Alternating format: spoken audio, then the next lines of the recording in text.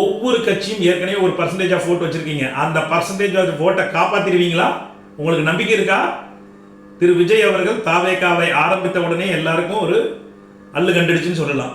அப்ப 2026 எலெக்ஷன்ல போட்டியிட போறாருன்னு தெரிஞ்சது, அது ஒரு பக்கம். தனித்து போட்டியிட போறாரு, அது இன்னும் பயங்கரமாயி போச்சு. அப்படின்ற சிச்சுவேஷன்ல அனைத்து கட்சிகளும் உங்களுடைய பர்சன்டேஜை நீங்க அப்படியே வாங்க முடியுமான்றதே ஒரு மிகப்பெரிய கொஸ்டின் மார்க்கா இருக்கும்போது, நீங்க மக்களுக்கு செய்ய வேண்டிய பணிகளை விட்டுவிட்டு தேவையில்லாமல் டிவிகேவை ட்ரோல் பண்றோம், டிவிகேவை நாங்க தொண்டர்களை ட்ரோல் பண்றோம், தலைவரை ட்ரோல் பண்றோம் நினைத்து மக்கள் இடையே இருந்து நீங்கள் விலகி செல்கிறீர்கள்.